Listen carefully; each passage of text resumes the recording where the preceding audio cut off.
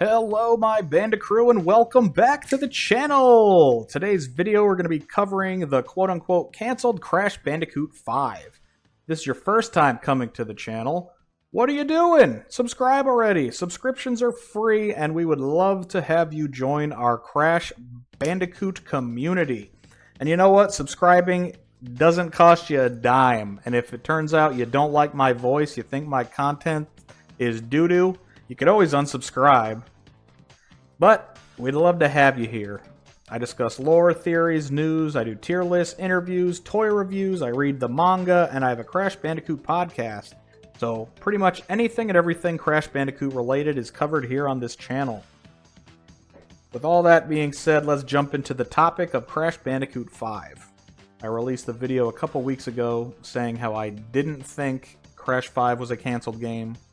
Since then, Liam Robertson has released a video saying it is a canceled game. I'm not going to say whether I agree or disagree with him. That is not the point of this video. The point of this video is to go over these images and give my opinions. So Crash Bandicoot 5's plot was Crash goes back to the Academy of Evil, which seems to be the hub world, and then he travels inside the minds of various doctors, and he encounters gender-swapped versions of different doctors and different enemies like the Komodo brothers. And also the B-plot is Uka Uka finds a portal, goes to the Dragon Realms, and gives the dragons feathers that grant them evil powers. So, sounds like quite the plot for one game. I think it should have been 2 games, maybe even 3, because they also discuss some time travel aspects where you encounter Crash and Coco before they were mutated, and also you get to see Uka Uka and Aku Aku as humanoids before they became masks. So that's the plot, and now we're going to go over these images. This image is probably my favorite. I like the designs of those dragons. I like Uka Uka looking all intimidating, and it warms my heart to see Crash, Coco, and Spyro all working together. Then we jump into this image here, and it is Dr. Engine. It's pretty cool because, correct me if I'm wrong, this is the first time we've seen Dr. Engine with no metallic attributes to him at all. Like, even in Crash to Insanity, when they showed him as a child, he had the metal plate on his head. But this is fully organic Cortex, or not Cortex, Engine, and he's got like a Chad chin going on. I like it. I think he looks pretty neat. Of course, this goes against, you know, what we saw in Crash to Insanity of him as a kid with the metal plate on his head. But this could also be the inner version of Engine inside his mind, what he wishes he looked like. So I guess we could always go with that. You've got some rockets, some electric fences, some platforms. I think this looks like a lot of fun. And you even got like some sort of chute up there at the top that's shooting out boxes, and Crash is running down the conveyor belt there. So this one I'm not really a fan of. Design-wise, it's pretty neat. I enjoy it. But I don't like the fact that it's bringing back up the lore of Cortex and the clowns. It's been retconned. Heck, I wouldn't even call it a retcon, because the original story about Cortex being from a family of clowns was in the Bible. It was never in an official game. It was in one of the strategy guides for Crash Wrath of Cortex, I believe. But it was never stated in-game that he was from a family of clowns. It wasn't until Crash on the Run that they brought that back up in his character info card. But other than that, it doesn't seem like it fits into continuity. Twinsanity has shown him as a child, and he wasn't with a family of clowns. And it also stated that he killed his entire family in an explosion.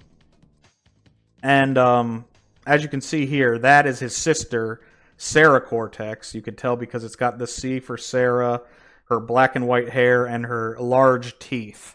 I'll show another image of her not as a clown, but his family should not exist. So if all these images upcoming of his family are all from in his mind, I guess it would kind of stick with continuity, but I don't think that's the case. So here's another picture of Sarah not in her clown getup.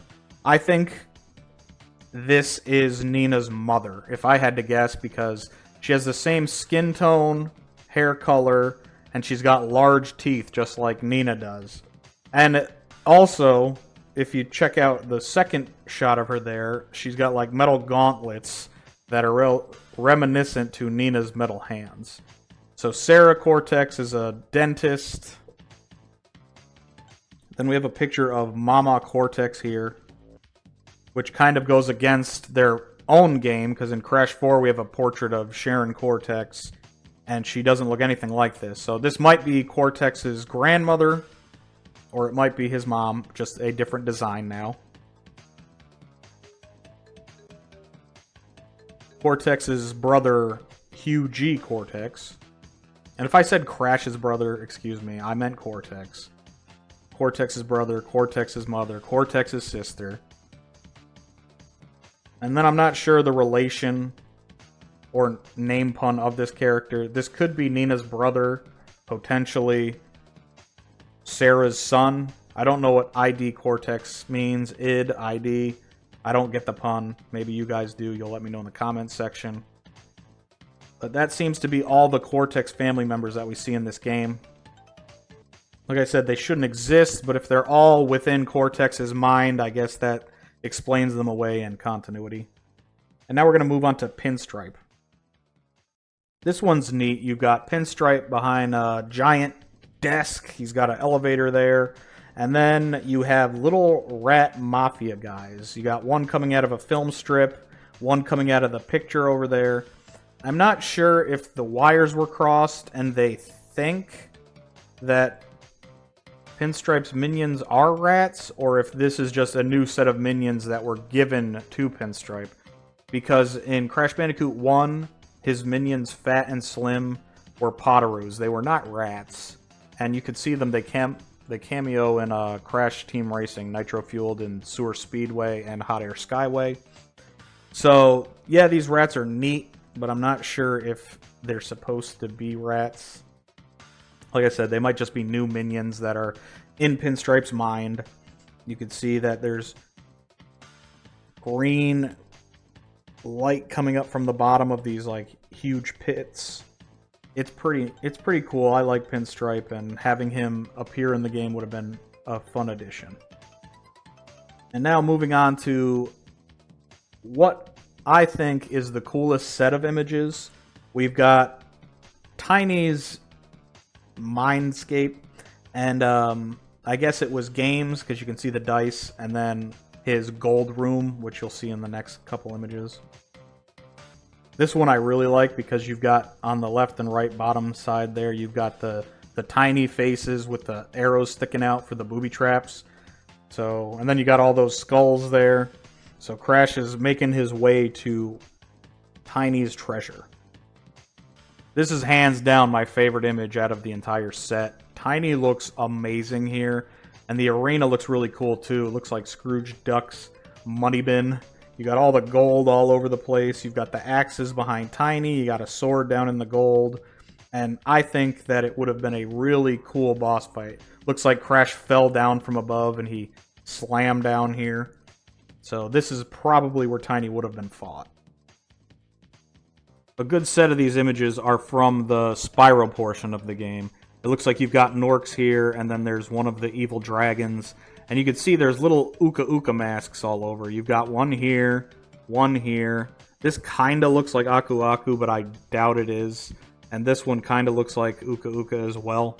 So I think that on top of Uka Uka being like a big bad boss character, I think there will be little Uka Ukas that float around these guys. So you've got the Nork there. And then you've got Frozen Nasty Nork, and then another Nork Grunt. And this looks to be the portal under the Academy of Evil that transports them to Spyro's realm.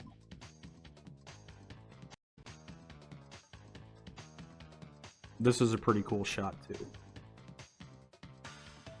Why it's under the Academy of Evil is beyond me, though.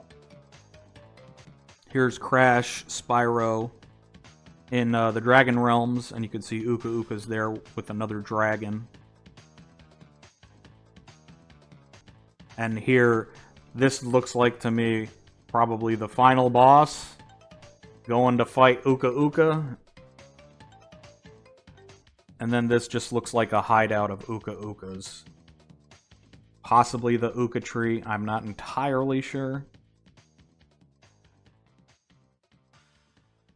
And that about wraps it up, guys. Those are the images that I found the coolest out of the video. As far as would I have liked this as a game, like I said, it feels like it was too bloated and cluttered. If it was streamlined and they had one plot, I think it would have been better.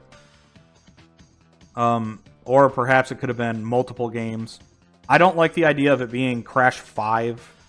If it was a Crash and Spyro crossover, I feel like that should have been like a side story game, not like a main continuity game. And as far as it being Crash 5, I see no reason why it needs to follow directly after Crash Bandicoot 4. Just set it at the end of the timeline. That way you can have other characters like Crunch and all sorts of other enemies for Crash to go in their mines. And that's pretty much it, everybody. I hope you enjoyed this video. I hope you enjoyed my commentary and my opinions.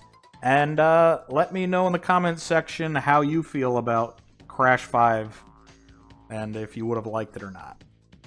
Okay, you take care. Have a great night. We'll see you in the next one. Take care.